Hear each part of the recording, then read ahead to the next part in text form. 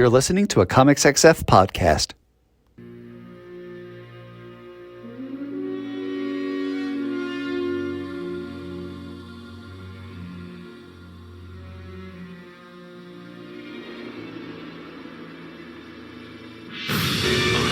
Vengeance. I am the knight. I am Matt Lazowitz, and welcome to this week's episode of Bat Chat with Matt and Will, a Batman ranking podcast, where each week my co-host Will Nevin and I dig into 3 Batman stories, discuss them, and rank them on the big board, thus creating a giant list of Batman stories from best to worst. Will, how's it going? Oh, it's going all right, man. It's going all right. Yesterday, finally got out to see Send Help. And let me say, I think Sam Raimi is a known quantity at this point. Yes, I would say so. Yes, I don't think he's changing as a filmmaker. Loved the slapstick. I loved the comedic horror aspect. What did you think of that ending? Where do you say the ending begins? I'm just curious because, are you talking about starting when someone else shows up on the island or the very end? I want to say the very end, the postscript, as it were. Okay. The whole thing seemed, to a point, is a response to look at how shitty wealth is and what it does to us. And then in the end, our protagonist is wealthy. Protagonist-ish. Well, she's the protagonist of the film. Hero would be the more hero-ish would be but protagonist. She is the protagonist of the narrative. Yeah. To me, I thought the postscript in many ways felt more like a delusion than actual events, right? Narratively, it fits in with the story. The idea that monsters are created over time, and that, oh, surprise, we have created a new monster. I can see that. I like that. It also just feels like the last gasp of a delusional mind. A Jacob's Ladder scenario, you might say. Yeah, exactly. I mean, certainly it's not necessary, right? But I think it would have been interesting to see if indeed she actually did leave the island. What were the preparations to leave the island? Because by the end of that movie, you got a full-on mess on your hands. Oh, yeah. And the thing I wonder is, did they say that she found her way off on a raft? Yeah. Because I was like, she could have at any point discovered the house and called for help. Indeed. And what I wonder is, did she invent some other island to get stranded on, right? There's a whole little tiny missing chapter of that story that I think is full of lies and interesting things to explore. Yeah. I enjoyed the experience. It was a fun movie to see, especially how crowded was your theater? Oh, not crowded at all. I Ah, had 2 people behind me, and that was it. Yeah, 'cause mine was very crowded, and it was a really good movie to see with a game audience. People enjoy, what are you doing? There was some reacting, which was fun. You are much more interested in the full audience experience than I am. I love a good empty theater, just me and my popcorn. It really varies from movie. It depends on the movie. Mm. The movies I saw last week, Secret Agent and Sentimental Value, those I was very happy that it was a small audience. It was a small, me and each of them, I think there were 5 other people in the movie theater. It was very quiet, it was very focused. A horror movie or a blockbuster, there is something about seeing that with a crowd and feeding on that energy. That's true. I do remember Dark Knight, opening night, the crowd cheering. Sometimes though, nerds push it a little far. Oh yeah. Believe me, I've also been to that movie where I'm like, will you just shut up? Or the movie where the nerd brings his girlfriend who hasn't seen all the movies or doesn't care, and he's explaining it to her. Wait, Matt. Now I just know you're making shit up. Nerds don't have girlfriends. It's the year of our Lord 2026, Will. Nerd is hip now. Nerds still get shoved into lockers, Matt. But, I mean, I remember, I think it was Avengers Infinity War. Going to that with a full audience and the reaction as each character first appeared, and going to a movie theater in an area that has a large black population to see how much bigger the reaction was for Black Panther than for so many of the other characters. I think that was actually an end game when T'Challa is resurrected and you see him at the end. The audience went nuts. It was a really cool experience. You've got a ticket currently burning a hole in your pocket for Dracula. Yes, the new Luc Besson adaptation. What else you got going on? I saw two movies yesterday, because why not? Scarlet, which is an anime that starts out as a loose adaptation of Hamlet before moving into a weird, otherworldly, supernatural time bending thing where you've got the basic, king, evil brother kills the king, child tries to avenge said king. It's a daughter instead of a son. But I mean, they're even using the Hamlet character names, except for Hamlet, who is Scarlet. But she's poisoned and wakes up in the afterlife. And then the majority of the movie is set in this afterlife of people from different eras all coexisting. It was beautiful to look at. And thematically, actually very Batman-y in the vengeance poisons the soul and you have to move beyond vengeance themes. And I saw it on IMAX, so this animation looked stunning on the giant screen. Very nice. And then I saw the final chapter of this Strangers trilogy, and this reminds me once again why a sunk cost fallacy is a fallacy.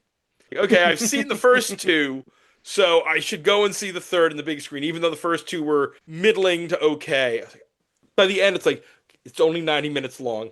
Okay, it's done. And if they do any more of these, I'm out. Peace. You don't have to see any more M. Night Shyamalan movies. You don't have to see Saw 14, although with James Wan coming back, I am going to go see it. James Wan is the thing that has me interested to go and see that again. Yeah. But yeah, you can absolutely bail on a franchise. Maybe once you're in the theater, I don't know. Maybe you're stuck there. I mean, I went back and forth, but I saw that it was only 90 minutes, and this was supposed to be a trilogy. This was designed, all three films were shot together. So, all right. Maybe in this economy? Yeah. I don't think they were very expensive. And they were all 90 minutes each. So when you think about it, with the length of most other movies, that is the equivalent of shooting two movies together. Only they divided it into three. And you know me, I love a good horror movie. I love a good slasher. Yes, you do. You do. But this fell into one of the classic problems of modern horror cinema. We spend a lot of time, let's get to the origin of the killers. I don't care. Right. All these constant flashbacks to explain. It's like, no. When the explanation is they just want to kill. And so we just see them as kids and teenagers just wanting to kill. There isn't any explanation. There isn't any trauma. It's just people meet who are killers and they kill. So it's not even Hannibal Rising, where I don't think it's necessary, but it gives you this context for who Lecter is. Context that I think is unnecessary, but is context. There is no context. It's like, okay, two kids, they're both psychopaths, they meet. Eventually they meet a third psychopath and they become a little mini Manson family. I didn't need to take vast chunks out of two of these three movies to explain that. Hey, you want to see Leatherface as a baby? Here's Leatherface as a baby. But before we get, you have anything else before we introduce? I was going to say final thought and on Sin Help that I was disappointed in myself. I was not paying enough attention to spot the Delta 88 or Bruce Campbell, and I was sad. I was sad. I should have remembered that. Yeah, it was cool to see that in the background. I will. Do you know where he is? Or... Oh, well, I mean, of course. As soon as I remembered, I was like, okay, got to go to the internet. Getting a little bit more subtle in at least one respect in his old age. Raimi is. But hey, we're sitting here, we're talking, and we do have a guest. So Oh, let us say hello to friend of the show and Patreon backer, back again, Sam Hopper. How's it going, Sam? Hello. I'm doing hey. grand, thanks. Recording And on a lovely afternoon as opposed to our usual depths of the night. So, meanwhile, we're firmly in the evening, yes, so indeed. not much to update on, but I do want to say, Will, Yes. thank you for pointing out Sisu to me. I'd never heard of it before Oh, you mentioned it the last time I was here, and I finally got round to watching it in the gap between the last recording, and oh, I needed that. I no, it's needed so that so good. much. Oh, the The, f- satisfaction. the first time I watched it, I was in constant fear for that dog, but the dog lives, and I can now rewatch it again and again without guilt. And ah, I don't know if the second one gets to quite the heights as the first, but they're both just lovely, violent films. well, there's nothing quite as satisfying as murdering Nazis. So once you're not doing that, then Yeah, you're at I a mean, disadvantage. murdering, Ruskies is close.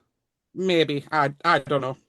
For me, it's really Nazis. It's just, there's just the sheer Admittedly, there satisfaction. is something extra nice. Hmm. Maybe it's just because I'm British. I don't have the same sort of. But whatever. I'm sure it's a fun time. I'll watch it just when I've got a chance. Anyway, let's not hold Matt up longer than necessary. I don't want you to miss that film. Have no fear. But we're back with Sam, who wanted to read three classic Catwoman stories. One from the Golden Age, one from the Silver Age, and one from the Bronze Age, all collected in the Catwoman 80th anniversary hardcover. Yep. I love those hardcovers. We were talking about it a couple weeks ago with Josh Wheel too, but there's just such great stuff in there, and a lot of it is not readily available digitally except in those hardcovers. Exactly. I mean, it's just nice to have like a curated selection. I mean, as you often mention, the greatest Batman stories ever told is another example of that. And I just wish that DC and Marvel would both just do more of these, just because it's nice to have. As for why I chose this specifically, well, it's nice to have something where I don't have to buy more books to cover it. I can just reach for it. But also, at this point, Catwoman has been firmly, at the very least, an anti-hero for a larger proportion of my life than she's been a villain. And it's very easy to forget there was ever a time that there was any sort of even ambiguity, let alone outright villainy, as we'll see in the Silver Age. So I thought it would be interesting to just go over that. Our first story of the afternoon is Catwoman, Empress of the Underworld. This is Batman Volume 1, number 65. The writer is Bill Finger, with pencils by Bob Kane and Lou Sayre Schwartz, inks by Charles Paris. No colorist is credited, lettered by Joe Rosen, no editor is credited, and the cover date is June of 1951. A series of cat-related crimes has Gotham wondering if Catwoman, thought reformed, has gone back to her life of crime. And while Batman is sure she is innocent, Selina herself has doubts. And then her being seen with noted mob boss Whale Morin isn't helping prove her innocence. This probably is the first story, as far as I can, because I've read, my reading of this Golden Age stuff is somewhat spotty. But there really aren't any other villains before this who had been reformed. And as you've said, as is a pattern with Catwoman, her anti-hero reformed status is all over the place. And here we are in the Golden Age with her fairly early in the history of Batman and the character, having a reformed arc and a proving that she hasn't gone back to crime arc. Literally, our first appearance, she's running a legitimate business with a pet shop, and she's actively telling Will Morton or one of his associates to just bugger off because she's got no interest in living a life of crime. So that's Yeah, pretty unambiguous. it is. Before we get deeper into the issue, the as is often with these Golden Age stories, they start with a splash page that gives you an idea of what's happening. This splash page might be one of the most delightful, as Robin is talking to Batman about Catwoman, and he's got two sets of file folders. one for criminals and one for not, and he's looking back and forth between them and looks very confused. There's a question mark over his head. It really sets the standard for what their relationship is going to be moving forward pretty much to today. Yeah. It's not just the not criminals folder, it is the undercover police agents folder. Right. Yes. It's a splash page so good they use it twice in a row. Yes. But I think this kind of weird status with Catwoman certainly owes to well I would say I was going to say code, but this is pre-code. You can't have Catwoman as a possible love interest if she's still a criminal. Like that would be so scandalous. Batman can't associate with a criminal. So And also Batman has to have a love interest. He can't be one of those light in his loafer types. we've learned that. That's why Aunt Harriet is introduced, because there's never been a gay man who lives with his ward in the house with his matron aunt. That's ridiculous. Oh, absolutely. Unheard of. Aye. Obviously, the whole point of this story is there's the whole, has she really become a villain again? Because a series of cat-related crimes take place. My favourite being, someone has released all the lab mice in the hospital, and then they've sent a bunch of cats out. Batman, help us. And the panel of the wild cats is just delightful. Like the face, it's just a cat on ketamine. It's wonderful. This story, the cat's art in this story is wild. Like some of the cat, like that one is very much this deranged, like big eyes. Yeah, I think cat on ketamine is a good description. But then you get like the next page and you see Selina holding a newspaper in one hand and the cat in the other, just holding the cat by its midsection. If you have ever had a cat and you have tried to do that, it doesn't end well for your hand, or if you're holding it the wrong way, your face. Oh, God. Wow. Speak for yourself. Squeakers is a good boy, and I can do basically whatever I want with Squeakers. He will eventually jump down. Let's be clear, though. There's also one, I'm trying to find there's one panel with some kind of big wild cat, or, The lion and the tiger, right? Yeah. But one of them is it's at the big party. It's the same page where Selina is holding the cat. They're robbing this big party. Yes, there's the lion, but then there's another. Oh, I'm okay. Never mind. I misspoke. But when I saw the art initially, it's a guy in a costume holding a gun. But man, for a second, when I first saw that cat standing up on its hind legs, I was like, is this one of those Renaissance paintings where they didn't really know what these animals looked like and they just drew them strangely anthropomorphically? But no, that's a guy in a costume. Or that cat learned how to hold a gun, which I wouldn't put it past some cats. No, But not at after all. the cats are released from I guess that was the testing medical, whatever that was, there is that weird panel where there's like a cat in the foreground and it looks huge. Yup, And I that's was the very one. confused for like 3 seconds. It's hard to know where to begin because that same page with the jungle cats where Selina's holding a cat in one arm and there's a cat statuette burning in the fireplace, but we don't know it's a cat statuette because she mentioned that she threw it in the fire, and I'm thinking, what the hell? And it isn't engulfed in flames, it's just positioned sideways, like, it's weird. Yeah. Oh, the cats in this story are wildly drawn. Almost as wildly drawn as Whale, who I'm trying to figure out, is this guy supposed to be like W.C. Fields? Is he some sort of caricature of someone who people in that moment would have known who he is supposed to be, and that person is not in the public consciousness anymore? Because he is drawn much more broadly than any of the other characters in the story. In terms of proportions, it's like how the Blob in X-Men is drawn ridiculously bigger than anyone else. Like, he stands out. But yeah. Speaking of Will Morton, I'm fairly certain this is his first and only appearance. You are correct, sir. Aha! Indeed. I didn't care enough to actually research, so thanks for confirming. But he's just a corrupt mob boss. Obviously, this is roundabout. He's setting up cat-themed crimes to convince Selina that she's having a psychotic break and to convince her to work for him as the Catwoman. Which, Yeah. And she is somewhat willing to believe that she is having the psychotic break because he scratched her with a pin with anesthetic on it so she didn't feel it and put a little dye on one of her cats so she thought she could be having amnesia again because that is the Golden Age Catwoman origin. It is an honest to God amnesia origin. Yep. Though I struggle to see how that would work because she doesn't just think it's a cat scratch, she thinks it's a scratch from one of the jungle cats that were involved in the latest robbery. How deep did he put that needle in her arm to make her think, oh, I must have gotten bit by one of the lions? Yeah! Oh, it reminds me literally of a story I was just reading.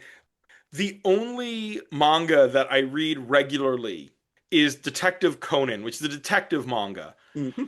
But what I have come to realize after 90 plus volumes of this manga is that a killer in this version of Japan invariably is killing for usually revenge and usually using some sort of incredibly complicated method.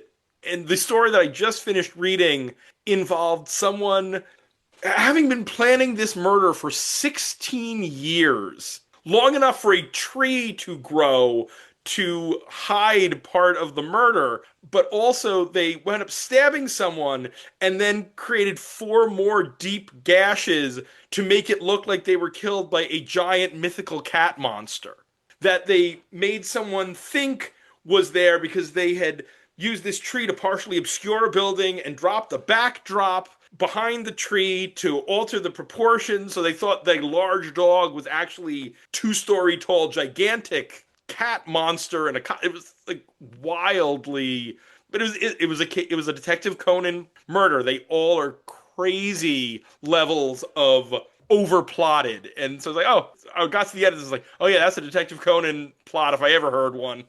If I had a nickel for every time I had killed a person just like that, I would have 0 nickels. Case closed is delightful. Detective Conan. Yes. Oh, Also yes. had it. Gotten several names over the years, I think. It had. Yeah, And- originally, at least here in the States, they didn't call it Detective Conan because they didn't want there to be confusion with Conan the Barbarian, which I'm like, wait, how in the world? I mean, I would love to see Conan the Barbarian the Detective, but that is not what this is intended to be. But we get to the end of this is yet another, speaking of elaborate death plots. Our first death trap of the episode. Yes. Not our last. But the Catwoman setting up a death trap so overdone intentionally, which I kind of like. Oh, she did this because she wants Batman to have the opportunity to get out of it. And I love that she turned on the cameras to get the evidence against Whale, whose whole shtick is he never actually goes to the crime scenes. He always has his people do it. He's more than willing to, sacrifice his Empress of crime, Catwoman. You can go, but I'm going to stay back here in my car. But the only thing that'll get him out is actually witnessing the death of Batman and Robin, which is Selina's whole plan to get evidence on him. And the only reason Selina knows this will work is because he's somehow got closed-circuit CCTV in his car that is linked to the trap that Selina's set, and Selina knows once that he sees Batman and Robin in my clutches, he won't be able to resist. Now, let's ignore the practicality of getting CCTV in a car in the 40s. Actually, let's not ignore that, because I did a brief look, and while the specific year is debated, I think the first car that had just a TV screen was in the 50s, and that was only in showrooms, and one of the first commercially available ones wasn't until the 60s with Ford. So the fact that he's got a closed-circuit CCTV, full-colour CCTV, sorry, indicates that he's got a level of wealth that makes Bruce Wayne look like a pauper. I mean, he's apparently been at this for a long time and has never been caught, so he's clearly yet another of Gotham's wealthy underworld barons. On the other hand, he must be paying his taxes if he's able to make these payments without getting caught. True. He learned from Capone. Indeed. One of my favorite moments is as Batman and Robin are on a camera dolly being slowly drawn towards a wind machine that will chop them into pieces on a set of a blacksmith shop in the TV station. Batman is able to grab a horseshoe and thinks about how he used to be a champion horseshoe pitcher. Once more proving that Bruce Wayne studied everything. Everything. Horseshoes and hand grenades. I do enjoy that. Even once the whale is apprehended, Batman reveals, look, Selina set up a tripwire so that the trap would have went off. We're never in any real danger. And that's nice. I think we can safely say this is fairly trifly. Would you agree? Yeah, but I mean, as is much of the stuff from this era, but that does not mean it is not delightful. No, but I wanted to point out two things that are actually consistent going forward, since a lot of the time characters in the Golden Age bear no resemblance to how they are in modern comics. Batman, for starters, refuses to believe that Selina is a criminal until he's got some sort of hard evidence. Robin, this is just circumstantial evidence. Just because it's cat-themed crimes doesn't mean it's Catwoman. And of course, I love the punchline of that. No, we still don't have any evidence, Robin. Selina's never been seen on the scene. Literally, the next panel, Catwoman goes out in full costume and just walks past them. And Bruce is just, oh God, how? So that's fun. But also something that's very consistent with Selina's character, because immediately after she starts working with the whales, she's subverting them and eventually gets them locked up for good. And one consistent thing about Selina is, if you dare to cross her or betray her or just try to gaslight her, at best you will have your life ruined. And that will continue on long into the future. Mm-hmm. She gonna fuck you up. It was also fun early here when she's talking to her cat, her pet cat, she calls him Raja, which will also be the name of another cat in the next story. I was hoping that she would become a regular, but I think those are the only two cats. You'd think that Batman has Ace and Superman has Crypto. You would have thought that over the years, Catwoman would have had a specific cat. But no, she just seems different. Yeah, she always, I mean, the animated series introduced Isis as her cat, and that has been her cat throughout the entire DC animated universe. But I think the most recent one, she had Duchess during the Teenie Howard run, or maybe the Rom V, either the Rom V or the Teenie Howard run. Relatively modern. Yeah. And a final note for me that when you get to the end of this story, one of those very much of the moment things that this ends with a final panel of Batman encouraging you to buy US bonds, which was very much of the time in the late 40s, early 50s. It's so important that Selina gets back into her Catwoman costume just to deliver that message. Yeah. And just important to note, all three of tonight's stories are Catwoman in her classic purple and green outfit.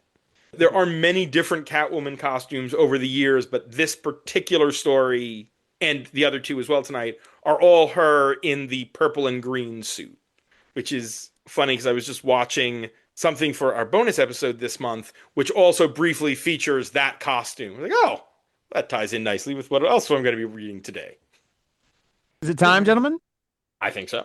I'm done. Oh, that means it's time for Batman number 65, Catwoman, Empress of the Underworld on the big board. We are at 678 stories on the big board. God damn. Number 1 is the post-crisis origin of Batman, Batman Year 1.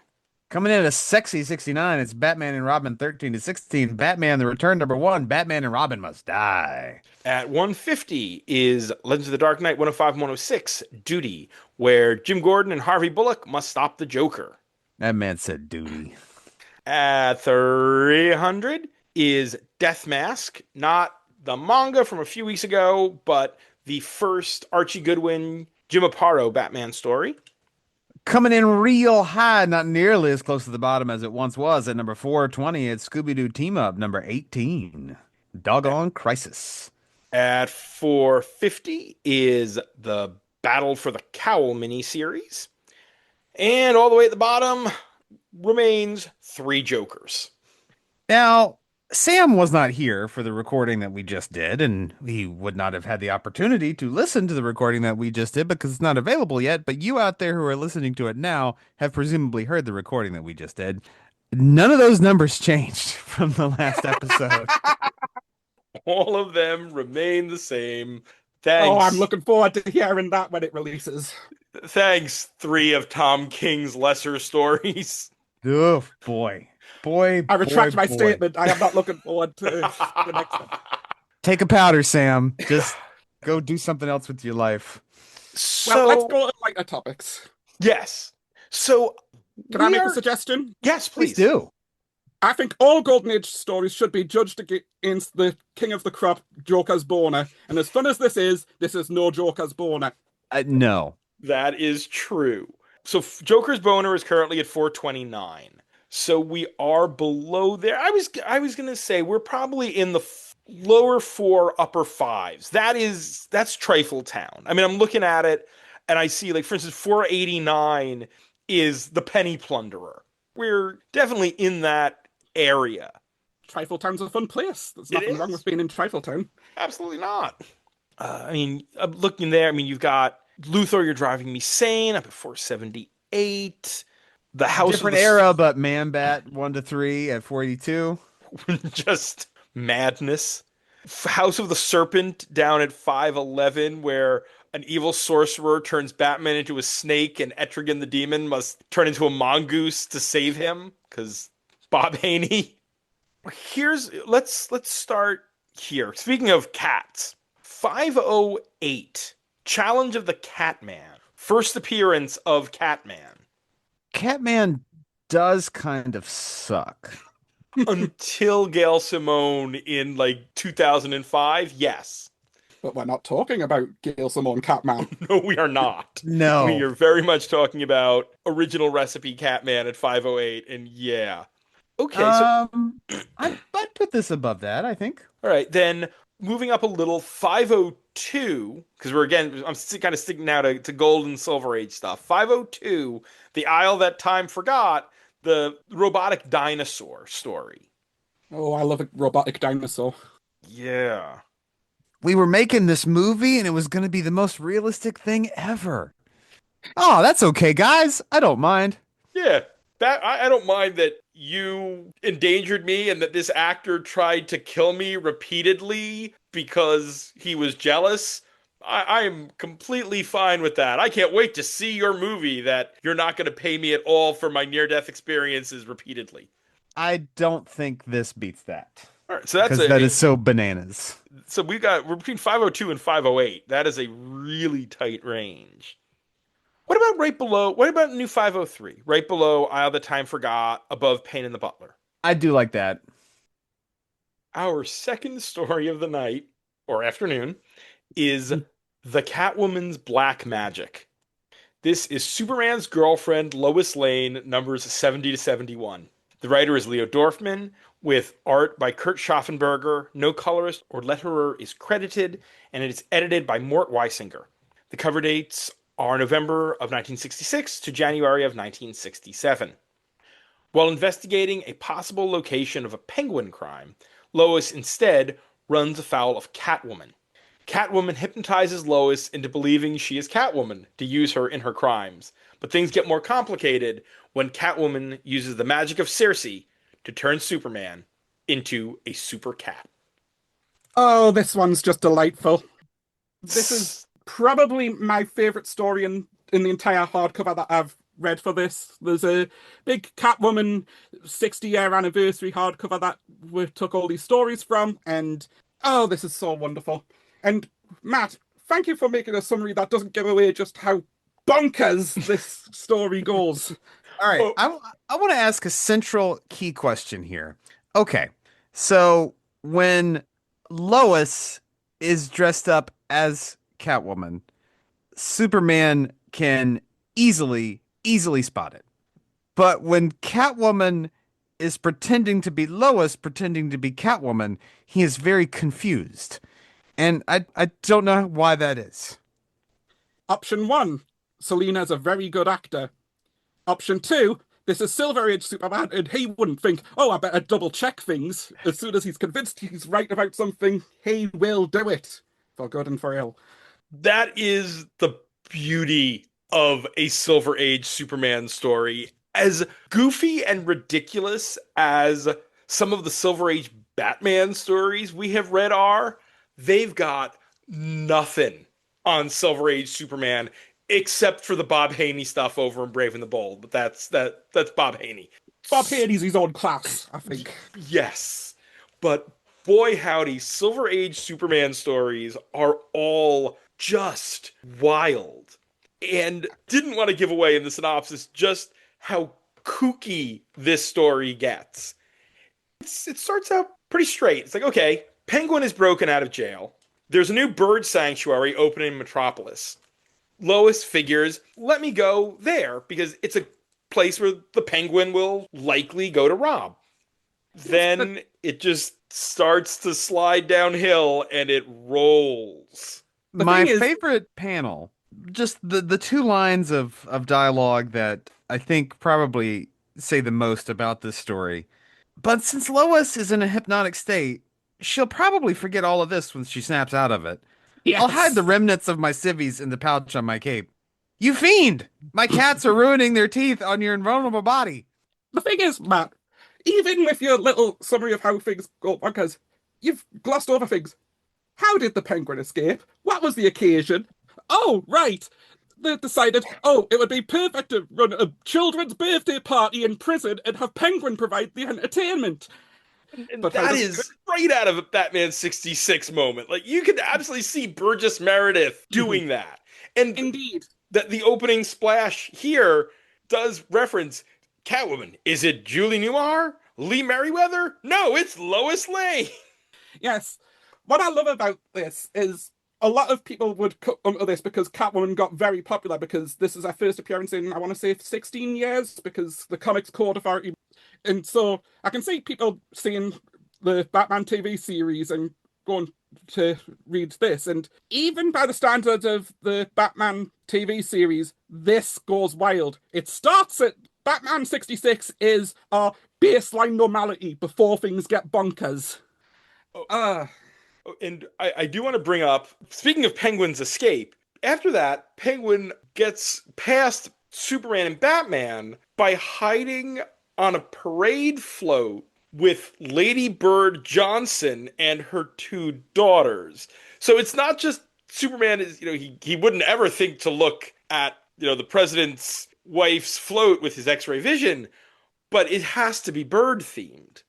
Yeah, Lady Bird. See? And I think, Will, as you often bring up that we've seen X number of presidents in Batchat, this is our first lady, I believe. It is, but at least the second appearance of Johnson. Yes, Johnson has appeared before, but yeah, I was like, oh, hey, we got to now keep track of first ladies, too. Silver Age stories, as we all know, don't have a ton of continuity connecting various stories. But as someone whose brain immediately connects various things, there is a legendary Superman Silver Age story that, if you were connecting things, could absolutely tie to this story. There is a story where a descendant of Cersei, I believe, wants Superman to marry her.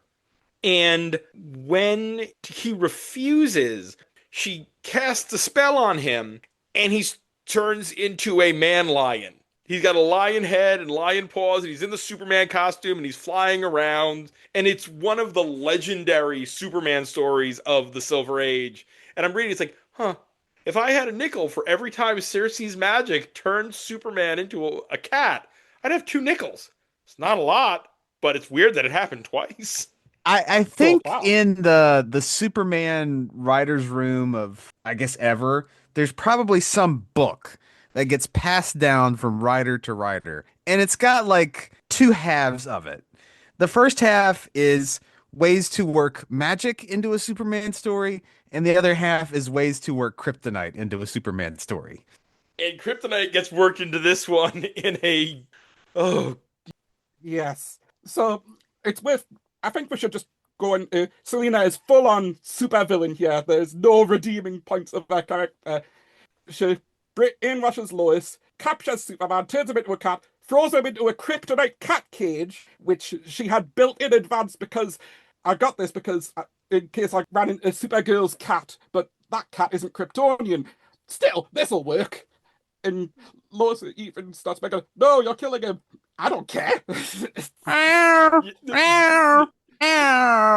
this is up there with again one of the first, I think it's one of her first appearances in 66 where she's talking to Batman and trying to convince him to join her life of crime. But what would we do with Robin? I guess we just have to kill him. And Superman uses one of his patented super kisses to try to restore Lois's mind. Only it's not Lois, it's Selina. Yeah. That's where you should have looked through the mask first, because otherwise, I guess she was asking to be kissed. She specifically said, "Why don't you give me a super kiss?" Maybe that'll restore my memory. Credit where it's due. Should know how to read people. And I love when he's carrying her. He's like, well, wait, maybe Catwoman's layers that way. Yeah. Maybe, but you see, if you were Catwoman, you'd know for sure. So you must be Lois. And then once they're in the way she's able to trick Superman into falling into her clutches is, oh, these weapons, I recognize them, but I don't know how to use them. And then immediately turns with the wand, presto changeo. It's just delightful. And of course, her big plan was started as, I'm just going to steal all these rare birds before the Penguin gets to them, sell them, and retire into luxury. She didn't set out to turn Superman into a cat, brainwash Lois into another Catwoman, but by God, she'll run with it. You never underestimate Catwoman. She'll come up with a plan if she needs to. She also is apparently a master geneticist, because she has created 3 giant monstrous cat creatures that she sicks on Lois when Lois slips into her catacombs. Only you look at these things like, okay, one of them looks like a giant saber-toothed tiger. It's green, but okay. One of them is a giant tiger-striped lion. Okay. But one of them looks like an armadillo with a unicorn horn. I ain't never seen a cat that looks like that. Well, if it behaves like a cat, then... We're just trying some shit, Matt. Don't stand in the way of science. I mean, Selina herself points out, I lured you here with this cat bird, which is definitely not a cat. No. This is a 2-parter. And the first part seems to be the A story of the issue, and the second part is the shorter backup B story. But boy, they cram a lot into 9. Oh, it's not quite that simple. The first part takes up the entirety of issue 70, and the second part is only the first half of issue 71. And naturally, after that is a completely unrelated story where things are back to the status quo. But that's for another time. Yes, but that second half, where Selina really is only in the first half of the story, because the back half is Lois just taking care of Supercat and trying to find a way to turn him back into Superman. And it eventually, again, leaning right into the Superman of the Silver Age stuff, with the competition between Lana Lang and Lois Lane for Superman's affections, and Lana's archaeologist father giving her a mummified Egyptian cat paw that grants one wish that she uses to restore Superman. And it's worth pointing out, the Supercat has all of the memories and abilities of Superman and can communicate, but only does so once. By typing. That brings me to my two favorite panels for this, both involving the Super Cat. The first one is that one of Super Cat typing a message to Lois, telling her, "Don't worry, we'll figure something out," looking directly at the reader, which delightful. But my second favorite is Super Cat versus the various cat chimeras and giving an uppercut as a cat. Oh, Yes. goodness.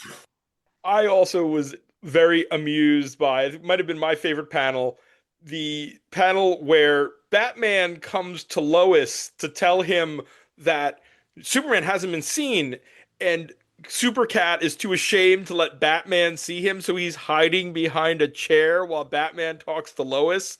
And it just makes me think of my Iris and her No. hiding under chairs at every opportunity. It's like, wait, you were just on my lap. You hopped down, I stood up, and now you're running and you're hiding under a chair? Okay, Irie, you do you, sweet girl.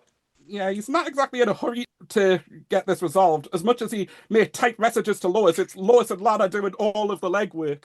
Meanwhile, he's just sitting there licking milk out of a bowl she holds or just getting carried around in the lap of luxury.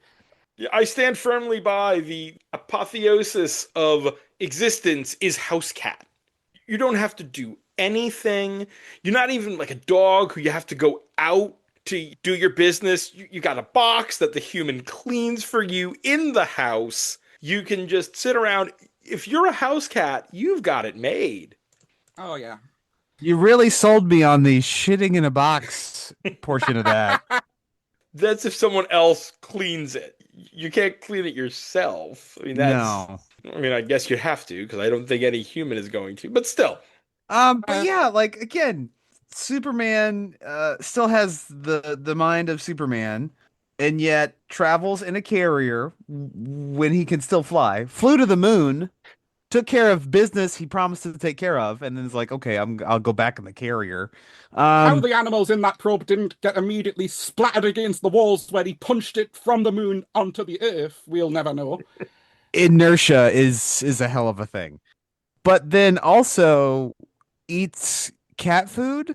Why couldn't he have just had like, a burger? well, Because he's a cat. right. That would have been bad for him. He has to eat what's good for his digestion. You don't want Super Cat to have urinary tract and kidney issues. Well, we've already seen this. Superman doesn't really ask questions, he just makes assumptions and goes with it, which is true for pretty much all of the Silver Age, so this is pretty representative.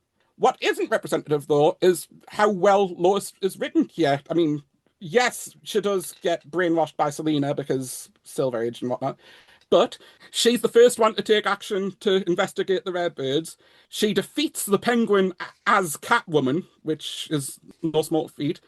She traps Superman in a pit with those cat hybrids, escapes from Catwoman's lair, and finds Catwoman before Batman even does.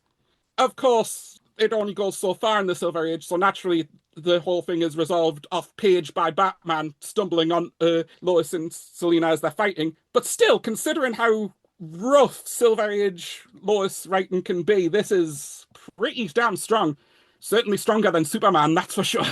Yeah, that's a really good point. At no point does Lois desperately need Superman to save her. She saves him. That is not a common bit of the Silver Age. And this is definitely leans the heaviest into Selina's cat puns. Good Lord. I actually looked at this because it starts with your natural perplexed, my cat claws, catarangs, and cat crimes, cat tricks, catular hypnosis. I actually went back and counted just the unique cat puns and turns of phrase, so not including repeats of the catarang or whatnot, just unique. There are exactly 30 different cat puns in these two issues. That is one pun that averages out to one pun a page when Selina isn't even on every page. Oh, you're right. If you only count the pages that deal with the Selina stuff, that is more than two a page, because Selina's already in 2 pages of the issue 71. So, oh boy, that is a lot of cat puns. The catastrophe bombs that Lois bumps into. Powerful stuff considering the start of an earthquake that brings Batman and Robin onto the scene. What kind of ordnance was Selina dealing with? Magic wands, high-duty explosives, custom batarangs, a car that automatically drives to the hideout, New York, LA, Metropolis, Gotham. And it does it automatically, which, unless it knows where to pull over for gas, what is it? I mean, to get the Batmobile atomic-powered batteries to make it without needing fuel stops. Oh god, I've just remembered my other favorite panel. This starts with Penguin wanting to steal these rare birds from this eccentric millionaire's castle, because of course it's a bloody castle. And after Lois has dealt with them, Selina comes onto the scene, and her cat car literally jumps over the castle. I've no ramps because it's surrounded by a moat. It just bounces in there. It's because I guess cats jump, cars jump. There you go. That's got to be it. Regardless of where this ends up on the list, I implore any listeners to go read this story. It is delightful and less problematic than a lot of Silver Age stories. So, And hey, if you've got a transformation kink, this is your story. well, in that case, may I suggest you read Superman's Girlfriend Lois Lane? Just pick it up. You'll find, for a dart, odds are good, at least one of the stories will include some form of transformation. Will it be problematic? Yes. Will it be bizarre? Also yes. I think that means it's time to boot Superman's Girlfriend Lois Lane, 70 to 71, the Catwoman's Black Magic on the big board. All right, so we talked about it a minute ago. Let's revisit the spot. Where are we in relation to Joker's boner? The Batman content here is minimal. Like this is basically a Batman cameo in this story. But he does save the day. It's a featured cameo. If this was a Superman podcast, if this was a Super Friends podcast, if it was a World's Finest podcast, it might be different. But I think stylistically, certainly, it has a strong argument against Joker's boner, but Batman content, I think, necessitates something lower. But I think we're closer to Joker's boner here. I think we're in, for instance, as much as I like it, 447, the Bat Ape. Cute, fun, but this is more fun than the Bat Ape. Yeah, so I can go with that. We're between 429 and 447. I'm trying to think what other, because we have various other silver and, speaking of transformations, 445, alias the Bat Hulk. The Bob Haney story where Batman is turning back and forth from Batman into a monster Batman and only Metamorpho can stop him. I'd say above that. Okay. Then, speaking of girl reporters, quote unquote girl reporters, 433, Scoop of the Century, first appearance of Vicky Vale and the Mad Hatter. I'm no help because I'm still hoping that you change your mind and put this in the top 50, but probably below that. Okay. It happened in Rome, 437. But again, we're sticking with stuff of the era, and that's earlier. That's the first Batman time travel story. Time travel via hypnosis. Yes. I think the zaniness here is probably a push with that. I would say maybe right below. Okay. And I think above Death Mask is a good spot for this too. Okay, so wait, is that you have Death Mask at 438? No. I mean generally above Death Mask. Okay. Because I was going to say that, yeah. All right. So then the new 438 in between It Happened in Rome and Curse of the Innistree Quill. Yeah. For a story with next to no Batman, that's a fun showing. Like I say, read this story if you haven't. It is a delightful little jaunt. And our final story of the episode is Shadow of the Cat. This is Batman Volume 1, numbers 323 to 324. The writer is Len Wein, with pencils by Irv Novick, inks by Bob Smith, colors by Glynis Oliver, letters by Ben Oda, and edited by Paul Levitz. The cover dates are May to June of 1980. The Riverside Museum has been robbed, and all signs point to Catwoman. But Catwoman is going straight and dating Bruce Wayne. Batman must put aside his feelings and bring her in. But Selina is keeping a secret from him, a secret that makes her fight to stay out of jail harder than ever, and to find the other cat-themed crook who really committed the crime. Well, if it isn't the goddamn Catman. Yeah, speaking of awful, Yeah, he's not in good form here, is Thomas Blake. We are at the point, the early 80s are when Catwoman, for the first time, became a supporting character in the Bat books, a regular part of the cast. And this will continue for the next half a dozen years or so until Crisis on Infinite Earths rewrites everything and Selina is no longer an ally but is conveniently an enemy again. I mean, this era is what establishes the Bruce Batman Selina love triangle, where Selina loves both, not realizing they're one and the same. And it's notable that Bruce only believes that Selina is actually innocent because, oh, she would lie to Batman, but she would never lie to Bruce Wayne, which is a nice telling bit of characterization. Just more generally, one thing that I've enjoyed just going through one Golden Age, one Silver Age, and one Bronze Age story is you can see how the form of comics has been developing. The first story was very much a one and done, you got this adventure, and then we're done. Silver Age, we have a multi-parter, multiple parts over multiple issues. This one not only is a multi-parter, but we get seeds for plots that will not be addressed in this at all. Timothy Fox is going down a bad way. Bruce has a new secretary, Caroline Crown, who, it will turn out, has links with Ra's al Ghul. Jim Gordon's investigating a murder crime, but the murderer has already been in prison. Dun, dun, dun. In Arkham, they actually drop Arkham. We're That's early right, in the yes. times of Arkham would have just been created within the year of this story, I believe. And that Caroline Crown, Gregorian Falstaff stuff is a story we have covered, The Lazarus Affair, which is a fun, globe-trotting, very influenced by the James Bond, the Moore movies of the time. That is actually currently at 262 on the big board. Selina isn't guilty of these crimes, but it turns out she has a motivation. She must get these cat urns that have been stolen from the museum because she's got deadly soap opera disease. Non-specific, deadly, will kill you at random, but is perfectly able, except when she gets vague headaches that could last anywhere from a second to 5. That is the best description of what she has that I could think of. The vague soap opera disease is perfect because she swoons into Batman's arms repeatedly over the course of this story. Doctor, is my soap opera disease terminal?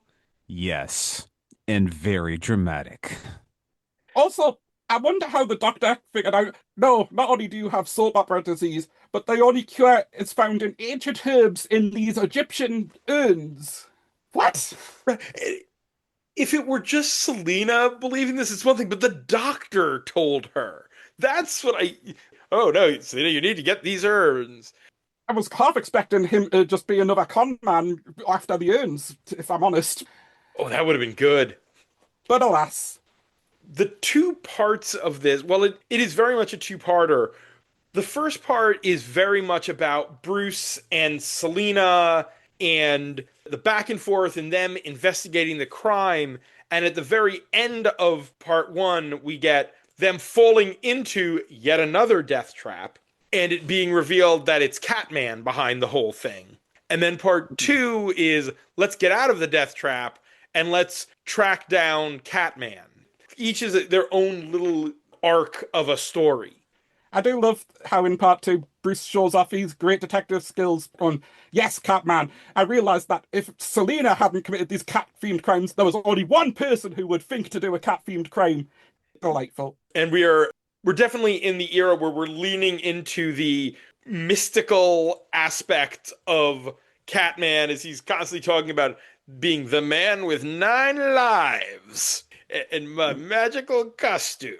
And yet, with all the when he's inevitably betrayed, surely he loses at least 7 of them to gunfire, another one to the old reliable geyser that he's hidden the loot in, and never mind that.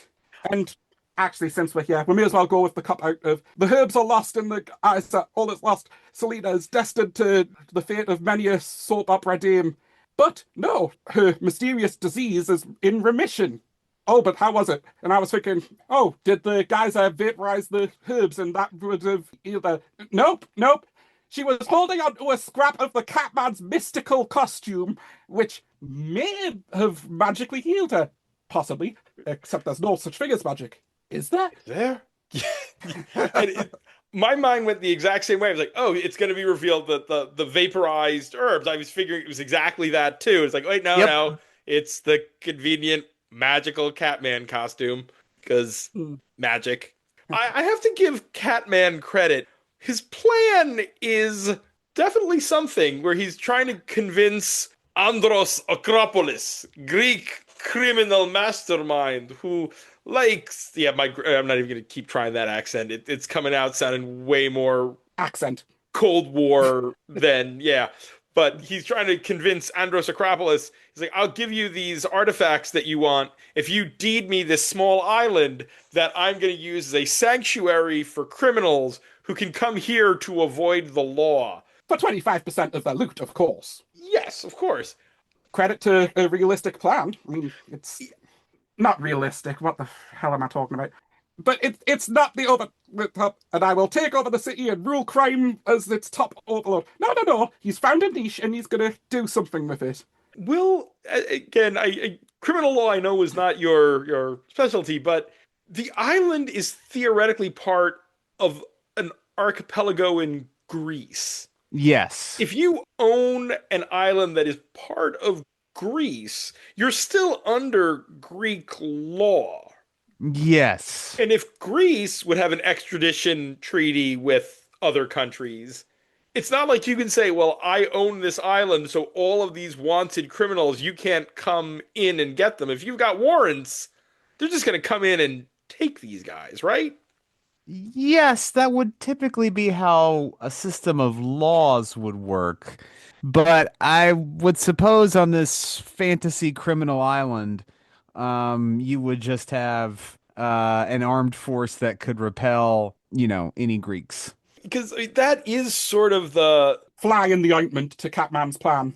Right, and this is eventually the raison d'etre of the strange, fictitious Eastern European nation of Zandia from the Titans comics that Brother Blood runs, which is a nation populated entirely by criminals who all go there. And that is in itself a nation with no extradition that you can flee to.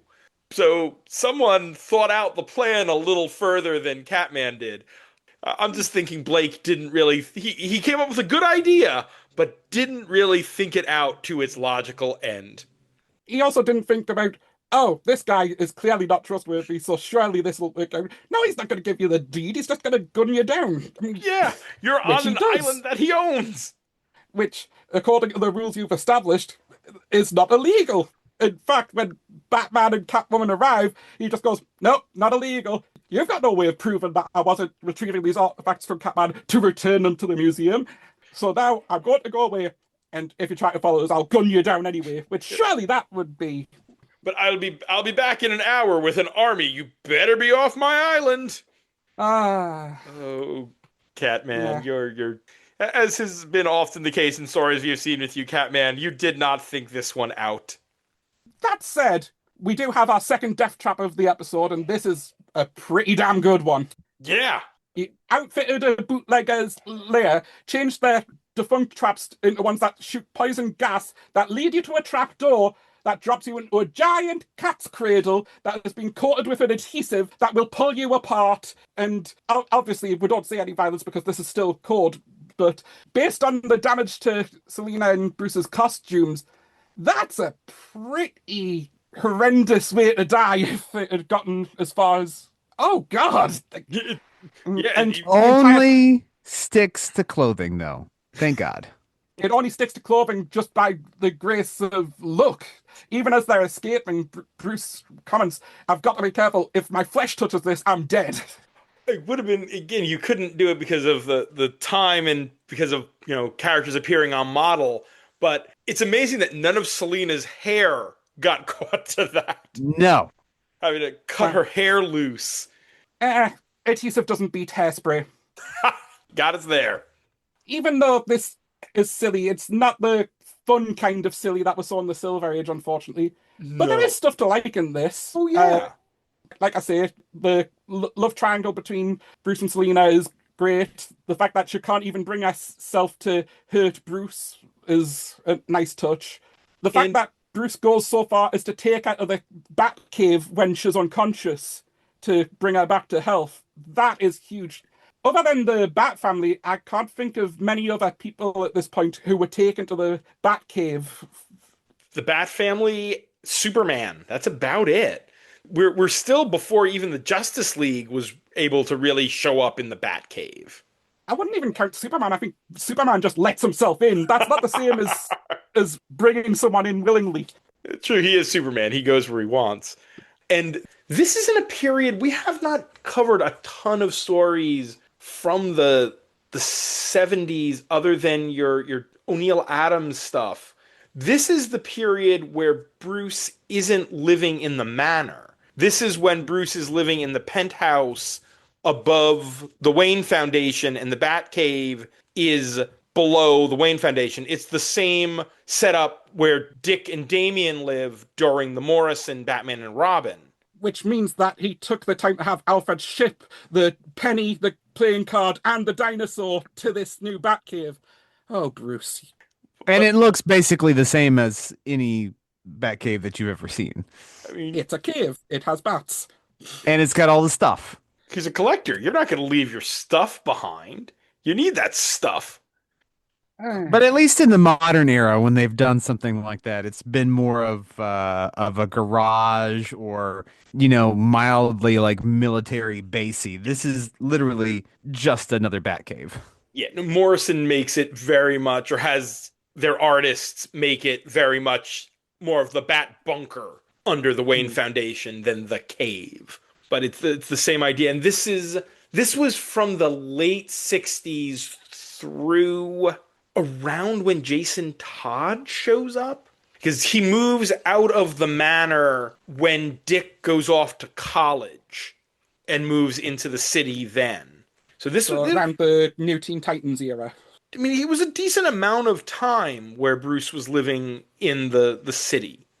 We're obviously in the Bronze Age. As you said, this has still some silliness, but it takes itself a little more seriously and doesn't quite lean into the madness of a Silver Age story. Yeah. Again, we now have a firmly set up setting. It's not just one and done adventures. This is the start of an ongoing world. Well, not literally the start, but this era is, and like I say, you see more and more of what you'll see in modern day comics as you get. Well, that's how time works, actually. If you only see more and it more of didn't. the modern day was you approach the modern day. What a revelation! Honestly, this is probably the weakest story of the night for me. But that's largely just due to how entertainingly goofy the other two are, especially that Silver Age one. Oh, I love that Silver Age one. Unless you have got anything else to say, I will just make us talk about that Silver Age story again. So, by all means. I think that means it's time. But Batman 323, 324, Shadow of the Cat on the big board. I'm in agreement that I think we are probably, unless you feel differently, Will, I'm in agreement this is probably the lowest of the three tonight. Yeah, I would agree with that. All right. So that means, right now, so that puts us we're somewhere in the 500s, because by 600, we're in either Golden Age, just very exposition-y stories, or the problematic stuff. So we're definitely in the mid-ish 500s, probably. Joker the Mask, 521. That one really squanders its potential, though. It does. Mm. That area is a lot of squandered potential. That and JL Ape that are like, oh, these are great ideas that we don't spend as much time with as we should and focus on stuff that's very meh. By contrast, this one's at least decent, and no one expected anything from Catman at this point, so True. Okay, so We've got Challenge the Catman at 510. oh, good call. that is the first appearance of Catman. And Yeah, and this doesn't really have any sort of greater relevance to the DC universe, and it's fine. There's nothing bad about it, but I'd okay, I'm thinking so that puts us then between 510 and 521. Commissioner Gordon walks a beat at 515. A story that would be utterly forgotten if not for Morrison referencing it during the Morrison run. Which, granted, Batman of Zur-En-Arrh is there's a lot of stories that would be completely forgotten if Grant Morrison hadn't referenced them during the Morrison run. So that is in itself not necessarily. it's the right sort of area. The sort of it's basically fine. I would probably put this above. Speaking another squandered potential, 517, The Unknowns, the final arc of the New 52 Batwoman series. Oh, A book that has it's a story that has some neat ideas, some fun characters, but they're all squeezed into this big jumble that could have been better. So we're narrowing. All right, I'm going to throw a number out. Do it. New 514. Below that, oh no, sorry, new 515. Above Commissioner Gordon walks a beat. Above Snapper Carr, the Super Trader. The story where the Joker nearly takes out the Justice League by using Snapper Carr. Snapper Carr was picked on and ignored for far too long. Yeah, so okay, so that would make it 514. How's that sound good to you, Will? Yeah. All right. Wait. Below Snapper Carr, above. Right. Yes, sorry. My 550. brain. Yes. I had a moment there. Yes, between Snapper Carr and Jim Gordon. And that does it for tonight. Sam, thank you for coming on the show. oh, it was a joy as always. Thank you again for having me. As soon as this call is over, I am going to sleep. We're glad you were able to stay up for us. Next week, we say goodbye to Grant Morrison's run on the Bat titles as we return to that run and the two others we're following. Remember, you can support the podcast on Patreon at patreon.com/batchat with Matt and Will, where you can get shoutouts, bonus content, pick a story, and even come on the show. We'd like to thank those Patreon backers: Dan Grote, Josh Wheel, Mrs. Abigail Hartbaum, Asma Fangirl, Tony Thornley, Go Aggies. Sam Hopper, Go to bed. Sam. Will do. John Wickham, John, you beautiful, beautiful boy. Robert Secundus, Put down the discourse, Bobby. Tim Rooney, Giorgio Srigioli, David Wheel, World's greatest gray belt. Alexander Wheel, Matt McThorne, McThorny. Dan Offer, Barely newer. Nate Randell, Daniel Mosley, Ross Holmes, Mr. Random Mace. Will Crisp, Me compadre. Carlos Cordova, Jordan Jennings, Charlie Etheridge Nunn, Sean Chambly, and The Final Wraith The scariest wraith. for their support. This show is available on Apple Podcasts, Spotify, Amazon Music/Audible, YouTube Music, Podbean, and on comicsxf.com, where new episodes drop every Thursday. You can find me on Blue Sky, where I talk about comics and other random things, and Letterboxd, where I review all the movies I watch, both at MattLaz1013. You can find me on Twitter at Will Nevin against my better judgment. And it is not even 4 o'clock here. I could not possibly go to bed, but have a pleasant afternoon, Huntsville, and a lovely good evening. And be sure to visit ComicsXF at comicsxf.com or ComicsXF on Blue Sky for our weekly Friday Bat Chat roundup of new Bat books, for my other show, the ComicsXF Interview Podcast, where my longtime best friend Dan Grote and I interview comics creators, retailers, publishers, journalists, and other related tradespeople, as well as all the other stuff Will and I are writing. And stay safe out there, folks.